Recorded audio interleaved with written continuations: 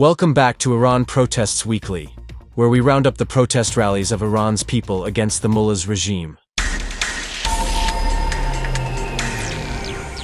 We begin this week's report with a protest gathering by the families of death row prisoners.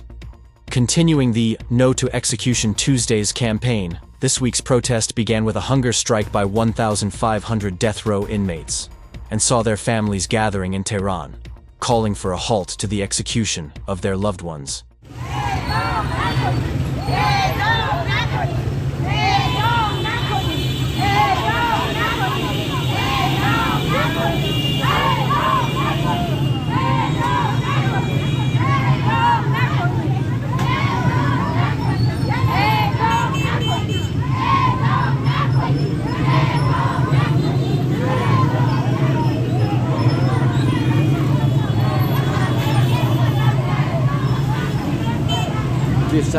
به خانواده‌های زندانیان اعدامی نه به اعدام. In the past week, many cities across Iran witnessed widespread protests by retirees of different sectors. As a result of the clerical regime's plundering and destructive policies, these retirees face increasingly smaller household budgets, and even their meager pensions have gone unpaid for months. On Sunday, October 19th, Kermanshah witnessed a protest by retirees who once again targeted the regime, calling out authorities as the main enemy of the people and denouncing against the regime's corruption. They also called for the release of jailed activists, including teachers and workers.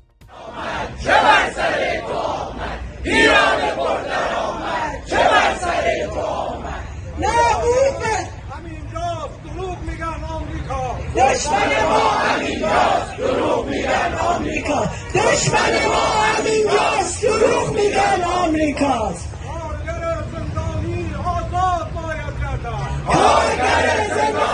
آزاد باید گردن کارگر زندانی آزاد باید گردن معلم زندانی آزاد باید گردن معلم زندانی آزاد باید گردن معلم زندانی آزاد باید گردن فریاد فریاد از این همه بیدار فریاد فریاد از این همه بیدار.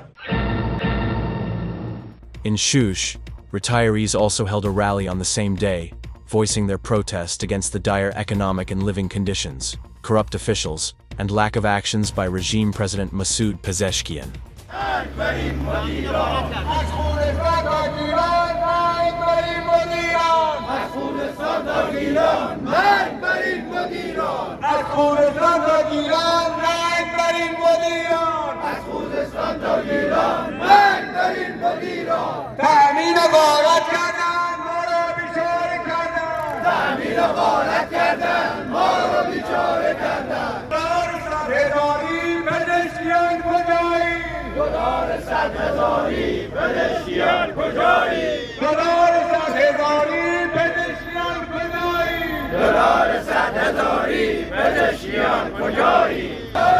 بعد وعید چه خوب بود ولی همش دروغ بود بعد وعید چه خوب بود ولی همش دروغ.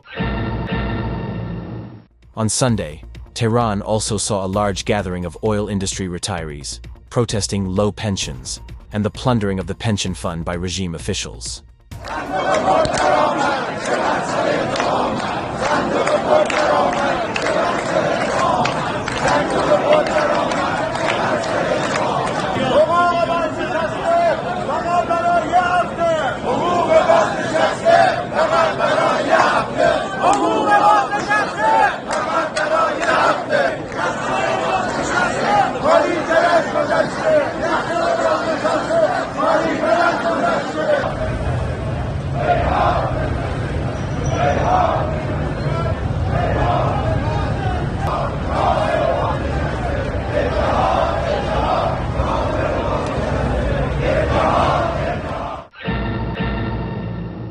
On the same day, retirees in Avaz expressed their anger at the destructive policies of the clerical regime and the indifference of the government to the plight of pensioners.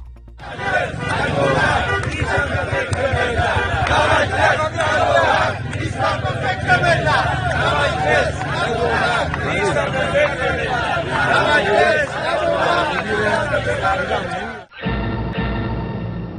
In Isfahan, steel industry retirees also held a large march to protest their dire economic and living conditions.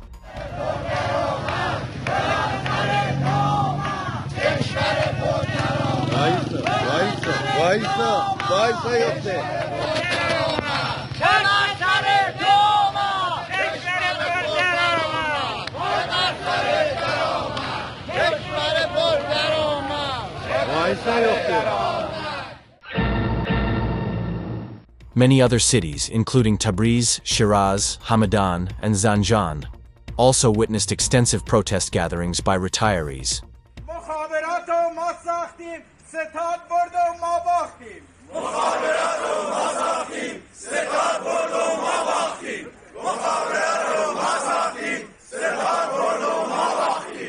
مخابرات رها شده در حق ما جفا شده مخابرات رها شده در حق ما جفا شده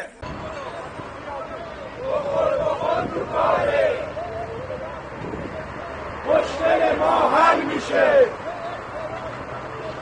مشکل ما حل میشه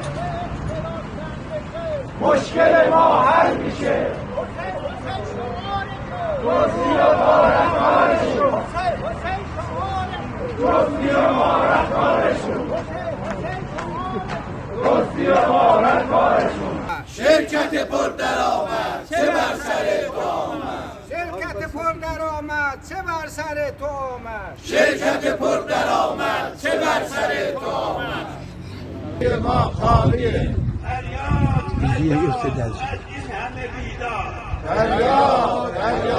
از این همه بیدار مخابرات ایران قانون نمیپذیرد مخابرات ایران ستاد فرمان امام حق ما را خورده ستاد فرمان امام حق ما را خورده آمرای ممکن ننگرباز ننگرباز آمرای ممکن ننگرباز ننگرباز ننگ ما ننگ ما صدا و سیمای ما ننگ ما ننگ ما صدا و سیمای ما مخابرات رها شده اسیر قلدرا شده مخابرات رها شده اسیر قلدرا شده مخابرات رها شده اسیر قلدرا شده بازنشسته داد بزن حق تو فریاد بزن بازنشسته میمیره ذلت نمیپذیره بازنشسته میمیره ذلت نمیپذیره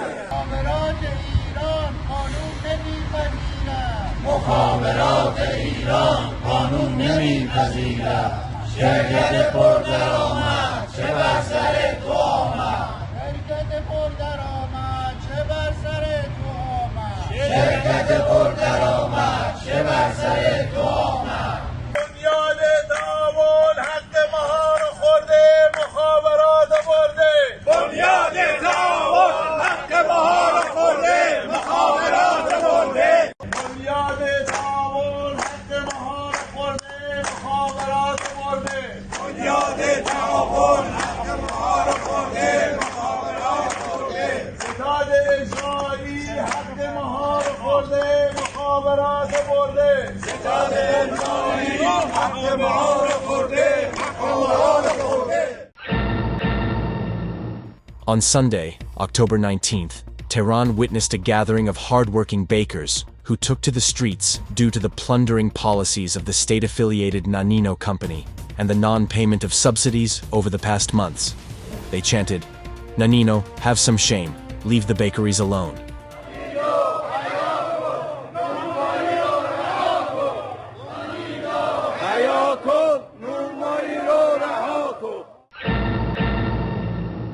On Saturday, October 17th, Mashhad also saw a protest by bakers over unpaid wages and dues. On Monday, the city of Avaz witnessed a gathering of hard-working nurses from its hospitals protesting financial problems, low salaries, unpaid arrears, and the pressures of mandatory overtime.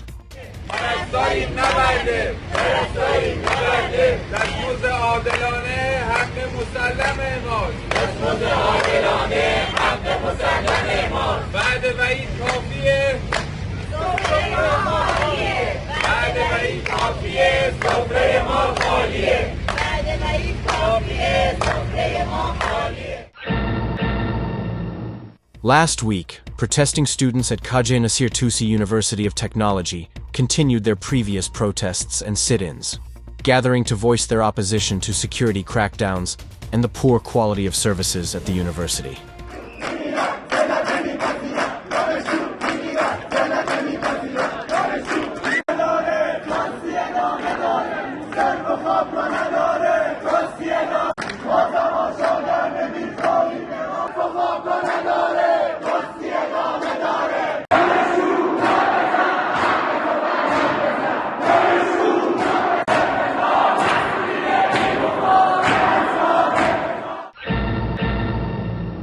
On Monday, October 20th, motorcycle couriers for Snap Food, a major Iranian food delivery platform, stopped working and went on strike to protest reduced fares, low wages, lack of insurance, and job insecurity.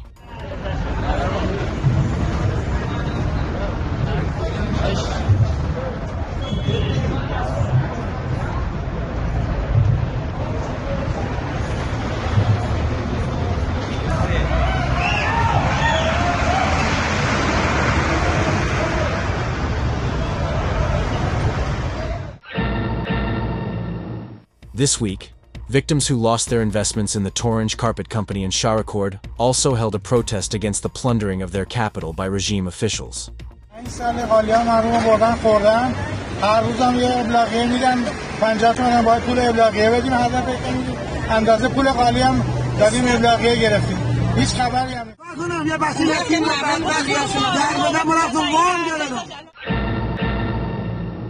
On Saturday, October 18th, contract workers at the Abadan refinery held a gathering to protest their precarious employment status and the continued presence of intermediary contracting companies.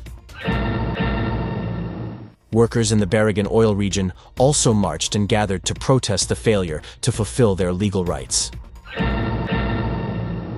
And this concludes this week's edition of Iran Protests Weekly. We hope we have been able to provide a worthy reflection of the protests of the Iranian people. Until our next report, we bid you farewell. Follow the People's Mujahideen Organization of Iran on YouTube, Facebook, X, and our website.